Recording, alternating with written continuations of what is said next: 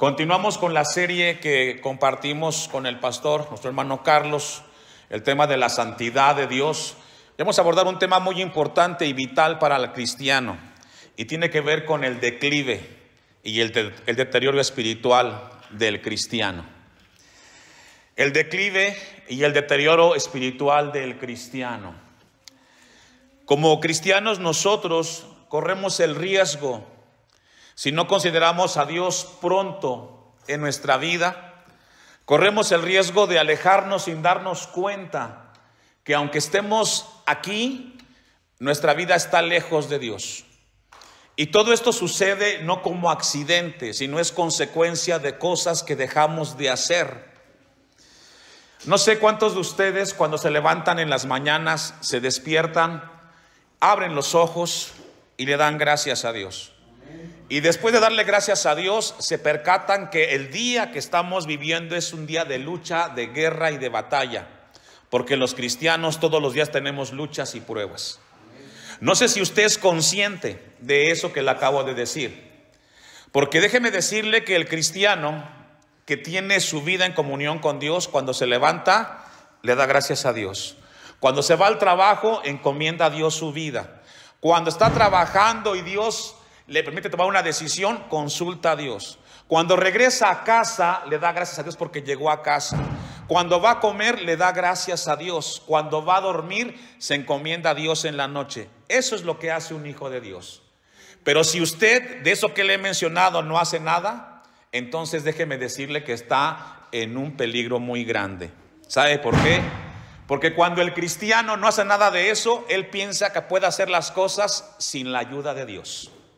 Y así es como muchos cristianos viven la vida y solamente eventualmente cuando sienten en su corazón orar a Dios, lo consultan o le piden de su guianza.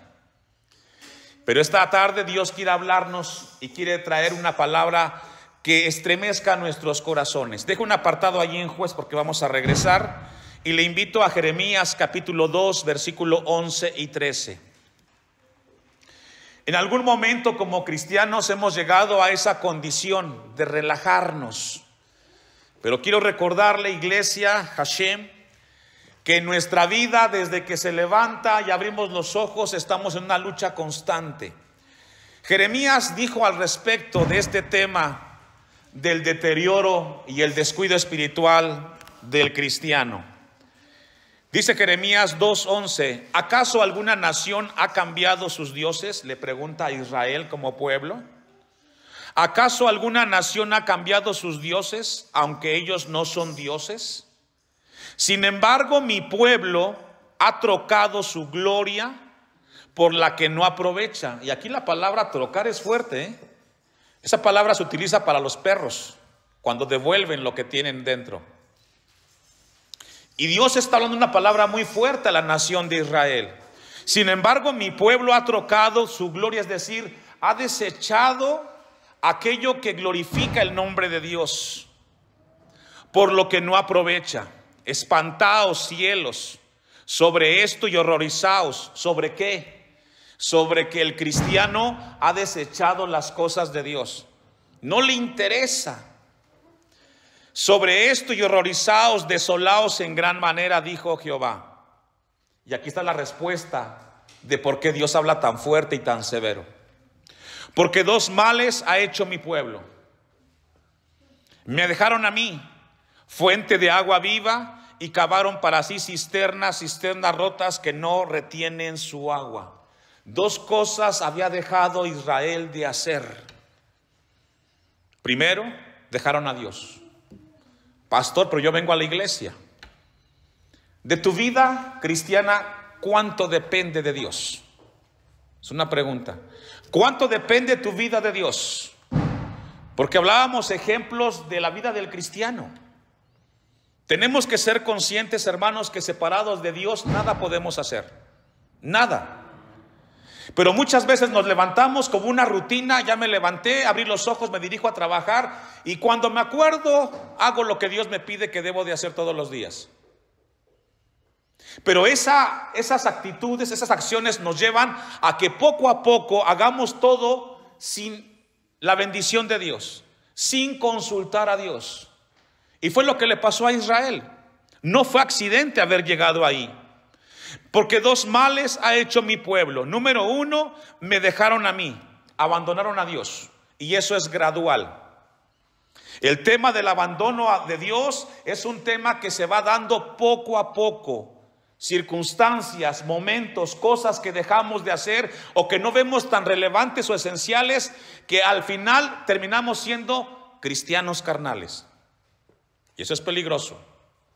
El segundo mal es cavar cisternas. Hace referencia de colocar pensamientos e ideas humanas por encima de la palabra de Dios. Y eso es triste. Pensar que lo que podemos hacer es mejor que lo que Dios dice en su palabra. Y yo le pregunto a usted como cristiano, ¿habrá algo mejor que la palabra de Dios? La respuesta es no.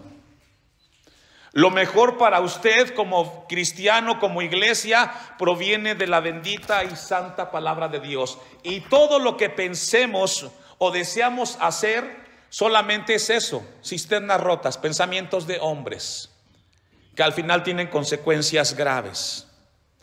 Dos males había hecho el pueblo de Israel y habían dejado a Dios. Sus vidas habían cavado pensamientos humanos que a la postre trajeron cosas que los llevaron lejos de Dios. Con esa breve introducción vamos a ir al libro de Jueces y vamos a ver la historia de un pueblo que abarca alrededor de 350 años. 350 años abarca el libro de los Jueces. Su último líder fue Josué. Y vamos a ver tres cosas que le pasó a Israel en su deterioro moral y espiritual. Número uno, a los que anotan: desobedecieron la instrucción de Dios. Número dos, se olvidaron de la siguiente generación y la descuidaron. Y número tres, se hicieron ídolos.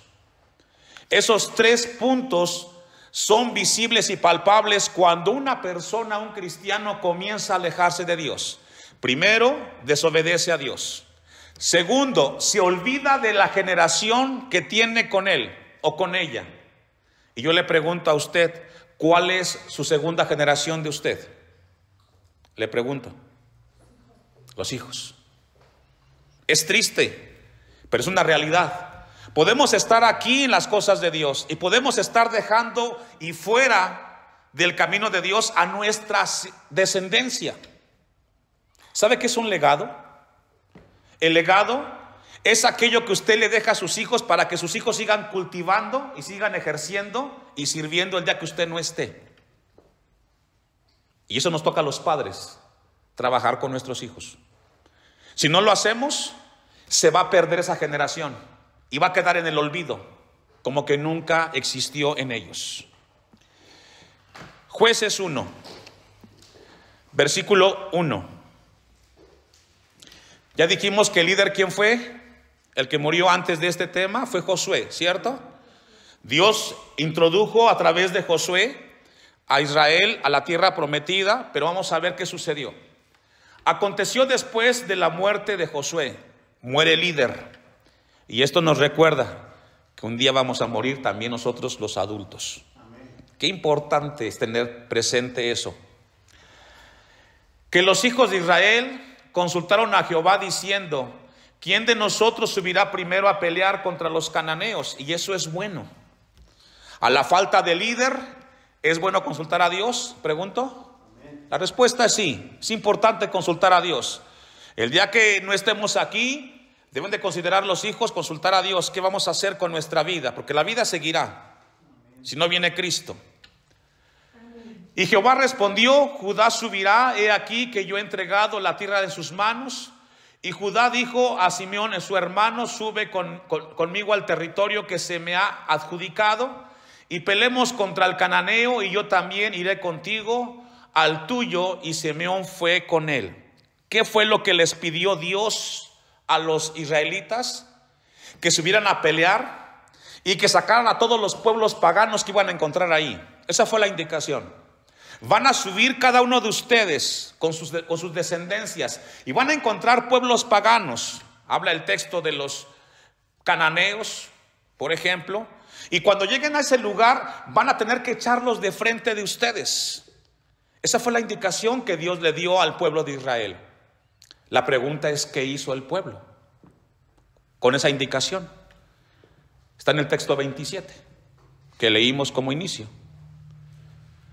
Tampoco Manasés arrojó a los de Bet-Sean, ni a los de sus aldeas, ni a los Tanak y sus aldeas, ni a los de Dor y sus aldeas, ni a los habitantes de Ibleam y sus aldeas, ni a los que habitan en Megiddo en sus aldeas. Y el cananeo persistía en habitar en aquella tierra. Lo que Dios les pidió que hicieran, el pueblo dijo, no lo vamos a hacer. Nos quedamos con la gente de Ibleam, nos quedamos con los cananeos y vivimos con ellos. Yo le pregunto a usted, ¿acaso Dios no ha hecho lo mismo con nosotros como iglesia en esta tierra y en este lugar? Jesús dijo en Mateo 5, 13 y 14 que somos la luz de este mundo y que somos la sal de esta tierra. ¿Qué somos? Luz y sal. No somos como la gente de allá afuera que no conoce a Dios. Somos hombres y mujeres que tenemos el temor de Dios y tenemos una vida diferente a ellas o a ellos. Pero se imagina, después de que Dios nos diga eso, vivamos como ellos, nos comportemos como ellos. Se llama desobediencia. Cuando Dios nos pide, porque yo sé que a todos nosotros Dios trata con cada uno de nosotros, ¿cierto o no? Y cada uno tiene un área que Dios quiere que trabajemos. Puede ser el orgullo, puede ser la avaricia, la codicia, el resentimiento, la mentira, las malas palabras. Hay cosas que Dios está trabajando y desea trabajar en nosotros, pero muchas veces lo pasamos por alto y decimos, pues nadie se da cuenta, es mi vida, ¿y quién se va a dar cuenta de esto? O Dios te recuerda que Él se da cuenta de esto. Ahora, no solamente lo hizo Manasés, texto 29, tampoco Efraín arrojó al cananeo que habitaba en Geser. No solamente desobedeció Manasés y Efraín, pero también Zabulón en el 30. Tampoco Zabulón arrojó a los que habitaban en Quirón. No solamente Efraín, Manasés y Zabulón, también Aser desobedeció en el 31. Tampoco Aser arrojó a los que habitaban en Jacob. No solamente Aser y los que están atrás de él, también Neftalí en el 33. Tampoco Neftalí arrojó a los que habitaban en Bet-Semes. Qué fuerte. Cómo se contagia el pecado, ¿verdad? Vemos que el otro lo hace, pues yo también lo hago. No pasa nada. Y pensamos que como el otro lo hace y como no pasa nada y lo estamos haciendo, pensamos que estamos bien.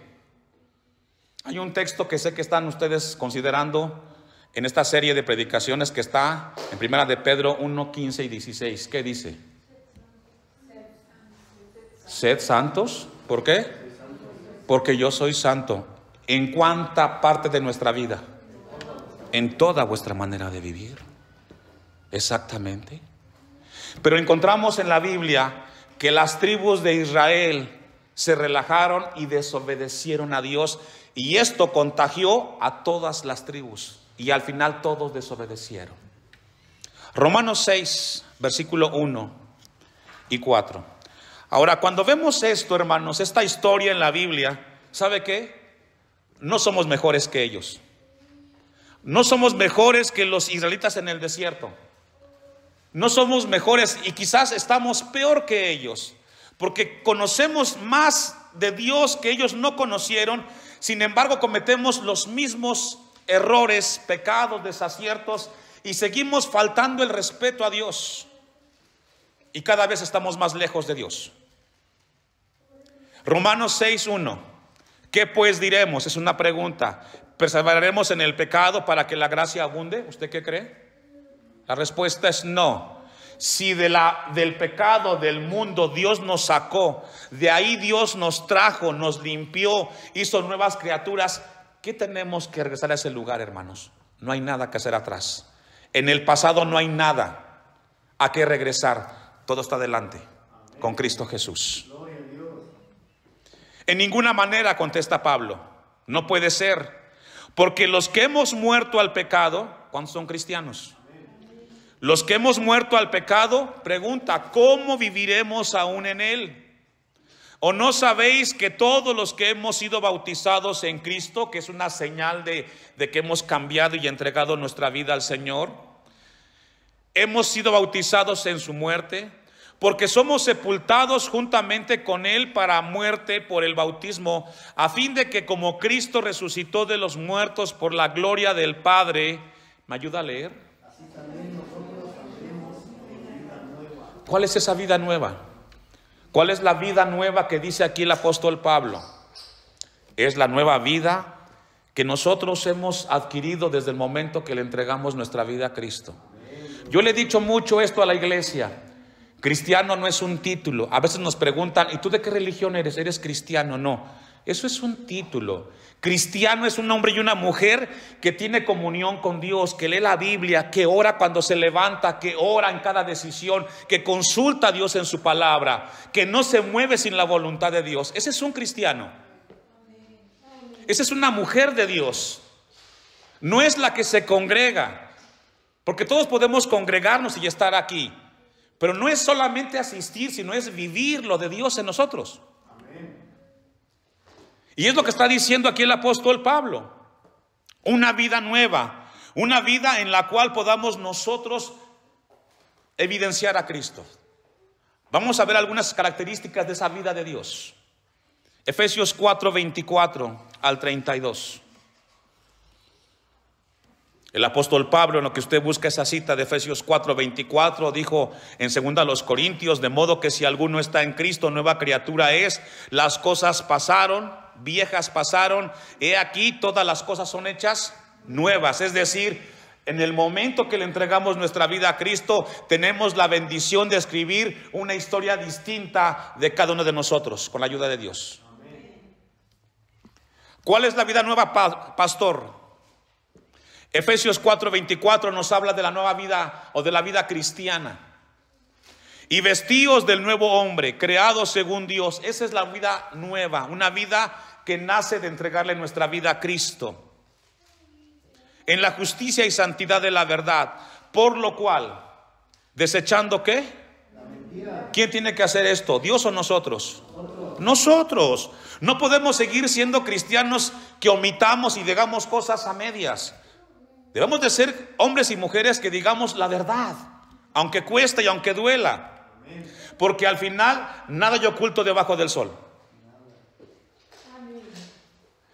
Cada uno dice, por lo cual, desechando la mentira, hablad verdad, cada uno con quién. ¿Y quién es el prójimo de usted? Su prójimo es su esposa, es su esposo, son sus hijos, es su hermano. Ahí Dios quiere que hablemos y no digamos mentiras. Esa es la nueva vida en Cristo. Airaos, pero no pequéis. Esto lo hemos dicho.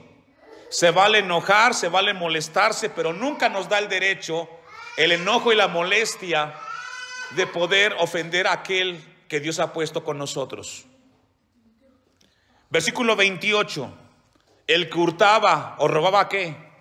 No hurte más. Esa es la vida cristiana. No podemos estar viviendo la vida cristiana con hábitos mundanos. No va a haber ningún crecimiento. Y eso es lo que Dios quiere que pongamos atención con nosotros en esta tarde con la ayuda de Dios. Para poder lograr la victoria sobre nuestra carne, tenemos que entonces regresar a Dios y revisar dónde estamos fallando. Jueces, vamos al capítulo 2. La primera característica de un deterioro espiritual y moral de Israel fue la desobediencia a la voluntad y palabra de Dios. La segunda característica de Israel que cometió en ese momento es que no solamente desobedecieron a Dios, sino que también al desobedecer a Dios se olvidaron de la siguiente generación. Y aquí pongamos mucho cuidado, porque van muy de la mano una con la otra. Si desobedecemos a Dios por default, por ende, vamos a llevarnos entre los pies a la siguiente generación y la vamos a llevar lo más lejos posible de Dios. Y eso es triste y eso es lamentable. Jueces 2, 1 en adelante. En aquel, el ángel de Jehová subió de Gilgal a Boquim y dijo: yo os saqué de Egipto y os introduje en la tierra en la cual había jurado a vuestros padres, diciendo: no invalidaré jamás mi pacto con vosotros. Y fíjese lo que habla aquí Dios. Había un pacto con Israel. Había un pacto donde Él sería Dios y Padre del pueblo. Pero el pueblo sería obediente a Dios, lo que no sucedió. Con tal que vosotros no hagáis pacto con los moradores de esta tierra. Esa fue la condición. Yo seré su Dios, seré su protector, pero ustedes deben de hacer algo. No deben de hacer pacto con los moradores de las tierras en las cuales vamos a entrar. Ahora, ¿por qué fue tan profunda la indicación que Dios le estaba dando al pueblo de Israel? Encontramos la respuesta en Éxodo 34, 12 en adelante. Cuando nosotros ponemos en tela de juicio la palabra de Dios y pensamos que podemos ser más inteligentes, las consecuencias son graves y rotundas. Dice Éxodo 34, 12. Fíjese, esto fue escrito muchos años antes. Se lo comunicó Moisés al pueblo y también Josué. Sin embargo, pasa algo que siempre sucede con la iglesia y con el cristiano. Yo he dicho mucho esta frase y vale mencionarla aquí en este momento. El pueblo que no aprende de su historia está condenado a repetirla. Los cristianos que no aprenden de sus errores están condenados a vivir en constante fracaso. Aunque no haya amenes, es amén. ¿Qué dice Éxodo 34, 12? Guárdate de hacer alianza con los moradores de la tierra. ¿A quién le está hablando? Al pueblo de Israel y a usted, Dios, esta tarde. Guárdate de hacer alianza con los moradores de la tierra donde has de entrar, para que no sean, ¿qué? ¿Sí se da cuenta? Tener una relación con gente que no es de tu fe va a ser en tu vida, ¿qué? Un tropiezo. Va a ser un tropiezo. 13. Derribaréis sus altares y quebraréis sus estatuas y cortaréis sus imágenes de acera. ¿Cómo se llama eso? Se llaman convicciones. ¿Cómo se llama? Convicciones. Porque no te van a edificar, no te van a ayudar. 14. Porque no te has de inclinar a ningún otro Dios. Primer mandamiento. Pues Jehová, cuyo nombre es celoso, Dios, ¿qué? ¿Cómo es Dios? Dios no comparte su gloria con nadie. Él es digno de toda alabanza y no comparte con nadie. Por eso cuidemos nuestro corazón, que siempre se rinda a Dios. Por tanto, no harás alianza con los moradores de aquella tierra, porque fornicarán en pos de sus dioses y ofrecerán sacrificios a sus dioses y te invitarán y comerás. ¿Qué dice, hermanos?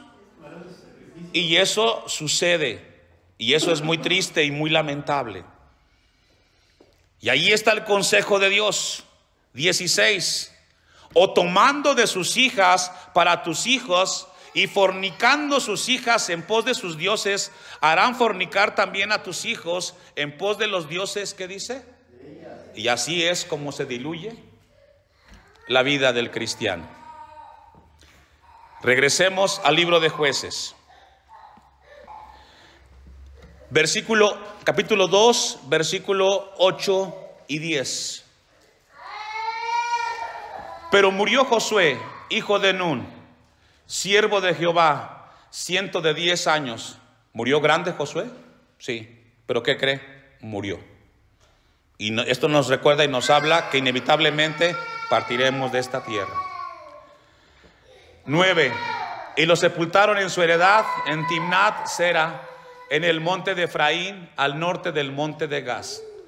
Y toda aquella generación también fue reunida a sus padres, y se levantó después de ellos otra generación que no conocía a Jehová ni la obra que él había hecho a Israel. De pronto algo sucedió. La generación que fue creciendo con este pueblo en ese momento, llegó el momento y dice la Biblia que se levantó una generación que no conocía a Dios. Perdieron sus convicciones, perdieron su compromiso. Y la pregunta que yo me hago cuando leo este texto es: ¿qué tan importante es cuidar a la generación que viene detrás de nosotros? ¿Estamos pensando en ellos? ¿O estamos valorando dónde van a caminar? Porque si algo le falta a la generación de hoy, hermanos, son convicciones. Daniel capítulo 3, versículos 15 y 18. Vamos a ver un ejemplo de convicciones en la Biblia. Debemos de considerar en la siguiente generación que nos anteceda a nosotros un ejemplo de la palabra de Dios. ¿Cómo ayudar a la generación joven? Tenemos que llevarlos a la palabra de Dios. Daniel capítulo 3, versículo 15. Ahora pues, ¿estáis dispuestos para que al oír el son de la bocina, de la flauta, del tamboril, del arpa, del salterio, de la zampoña y de todo instrumento de música, os postréis y adoréis a la estatua que he hecho? El tema es Nabucodonosor. Daniel con sus dos amigos están en un pueblo pagano, lejos de Israel. Y ahí son puestas a prueba sus convicciones. Adorar y postrarse sobre una imagen. Y qué difícil es cuando nuestros principios y valores son puestos a prueba. Vamos a ver qué pasó con ellos. Dice el versículo 15: la estatua que he hecho, porque si no la adoráis, en la misma hora seréis echados en medio de un horno de fuego ardiendo. ¿Y qué Dios será aquel que os libre de mis manos? 16. Sadrach, Mesach y Abednego respondieron al rey Nabucodonosor diciendo: no es necesario que te respondamos sobre este asunto. 17. He aquí nuestro Dios, a quien servimos, puede librarnos del horno de fuego ardiendo. ¿Cómo se llama eso? Se llaman convicciones. Si me quieres dejar de hablar, ese es tu problema, pero Dios está conmigo.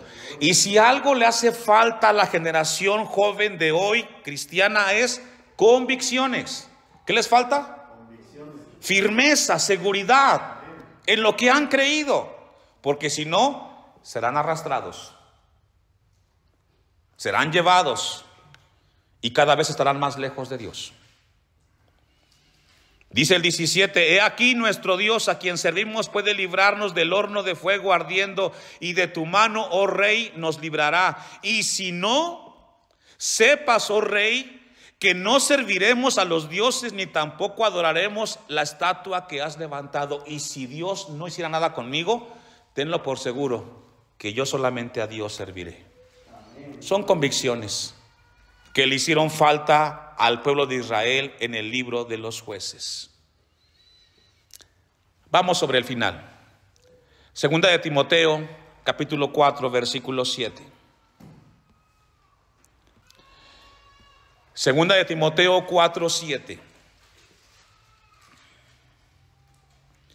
El apóstol Pablo le escribe al joven Timoteo, pastor de la iglesia en Éfeso, una palabra que Dios quiere que nos llevemos esta tarde en nuestros corazones a casa.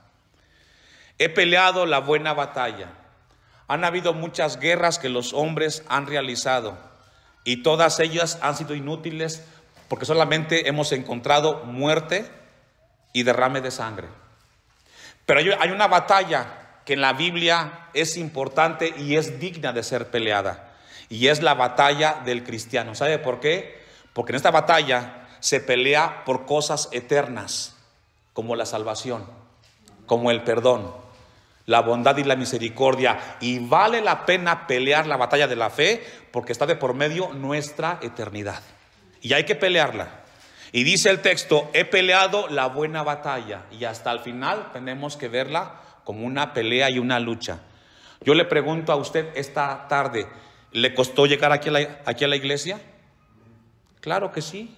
Tenemos pruebas, hay compromisos, responsabilidades, quizás cansancio, fatiga, pero decidimos llegar y luchamos contra nosotros mismos. Y aquí estamos con la ayuda de Dios. Vencimos. Y todos los días hacemos lo mismo.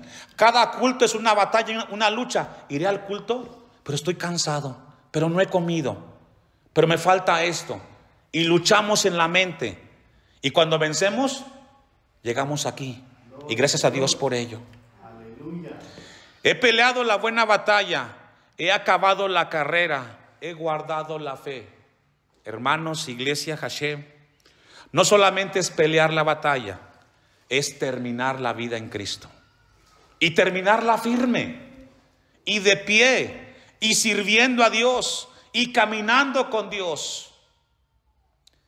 Y el que viene atrás de nosotros solamente pueda decir: quisiera ser como el hermano, con cansancio, con años, con enfermedad, pero siempre estuvo al pie del cañón en la iglesia.